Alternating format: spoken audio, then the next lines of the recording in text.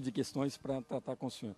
Doutor, primeiro eu queria saber qual a avaliação do senhor dessa busca da Pamages em obter respostas aos problemas da magistratura, buscando justamente no interior, no juiz de primeiro grau. Como é que o senhor avalia essa busca da diretoria e tentar estabelecer um contato mais próximo com os juízes se deslocando, às vezes, de São Paulo até para o interior?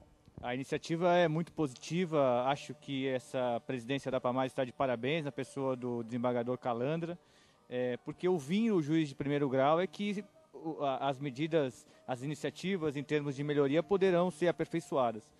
Como já foi dito aqui no nosso encontro, é no primeiro grau que a justiça ferve, né?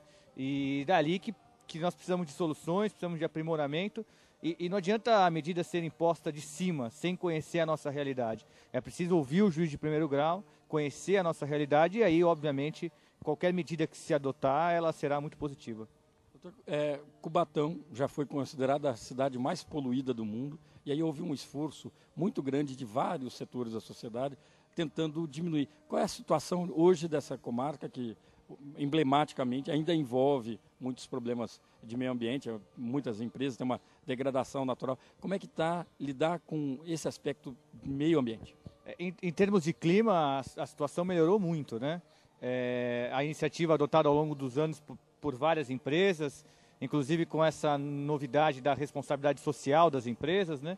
Hoje, no centro de Cubatão, o ar é muito melhor na maioria dos dias da semana do que na própria capital em São Paulo. Há até um estudo comparativo em relação a isso, né?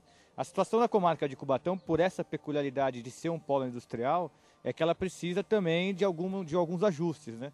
Como você bem falou, nós estamos aí com as varas cumulativas, né?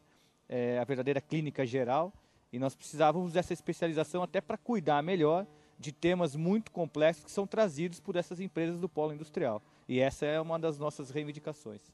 Como o senhor avalia esse judiciário, doutor, de São Paulo, tentando antecipar até os problemas? Hoje, 18 milhões de processos tramitando apenas em primeiro grau e o juiz ainda encontra tempo, doutor, para tentar inovar, trazendo mediação, conciliação. Como é que o senhor vê essa magistratura mais jovem, mais vigorosa, tentando até antecipar os problemas, os litígios, para que eles não virem essa bola de neve de 18 milhões de processos?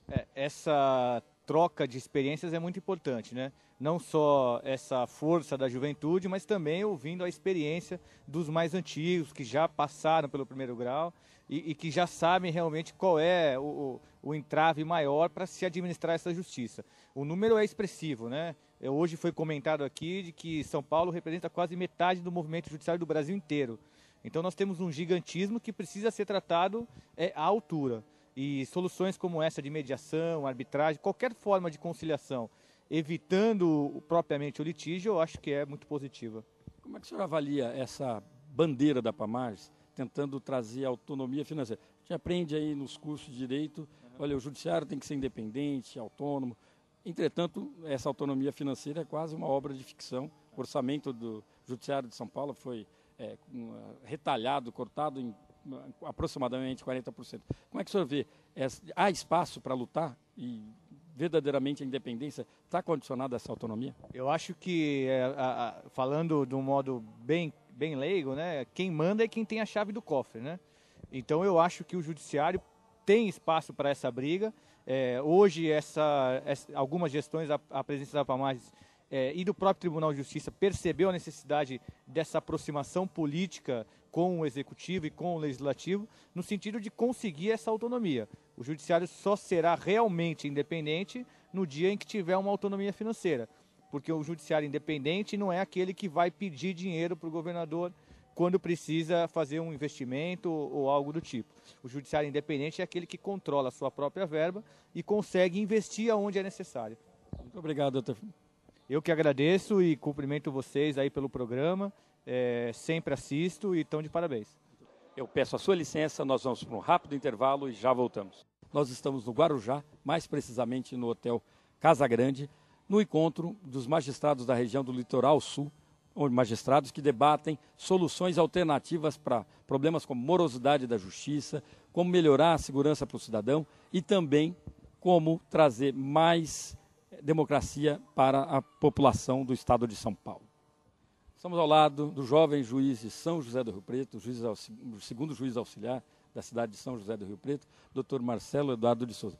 Dr. Marcelo, o senhor se deslocou aí quase 600 quilômetros para participar de um evento de uma magnitude talvez sem fronteiras, que é essa busca da Pamages pela interiorização. Como é que o senhor avalia a solução realmente está em primeira instância, como afirmado em quase todo o tempo aqui nesse encontro? Bom dia a todos. Eu acho que sim.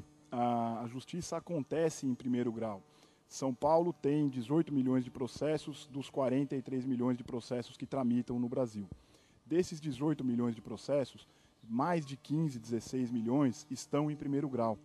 Talvez até mais do que isso, porque o Tribunal de Justiça não tem um acervo de 1 milhão de processos ainda. Então, por esses números, já é fácil perceber que tudo acontece em primeiro grau. E de todas as decisões que são tomadas em primeiro grau, a grande maioria delas se encerra ali mesmo, não há recurso das partes contra essas decisões.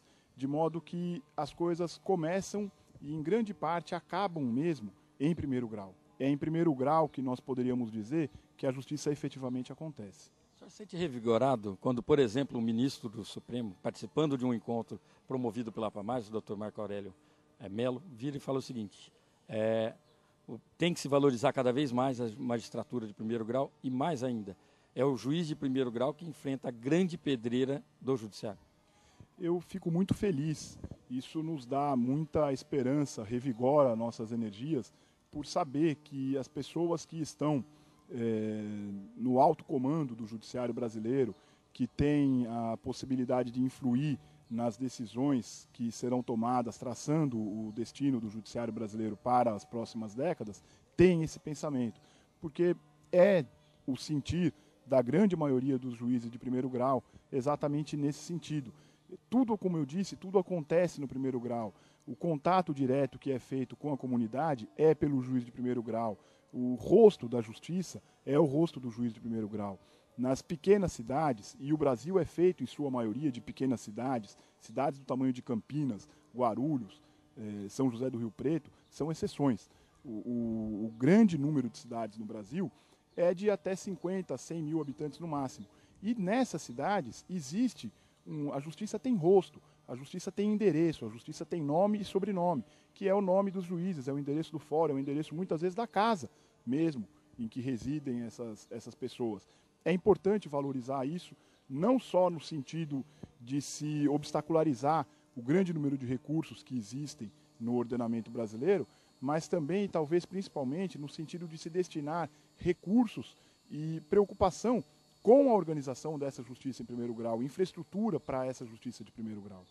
Quais os principais problemas que o senhor observa numa cidade desse porte de Rio Preto? O senhor mesmo disse, uma cidade que está num nível populacional bem diferente da grande realidade, da realidade da maioria das cidades brasileiras. Quais são os principais problemas que o senhor enxerga para aplicar a jurisdição numa cidade dessa?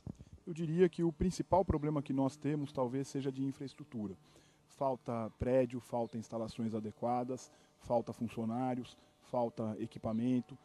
Tudo isso vem sendo, pouco a pouco, recuperado pelo Tribunal de Justiça. Tem havido, embora ainda não o que se deseja, mas tem havido, nos últimos anos para cá, um investimento pesado na área de informatização.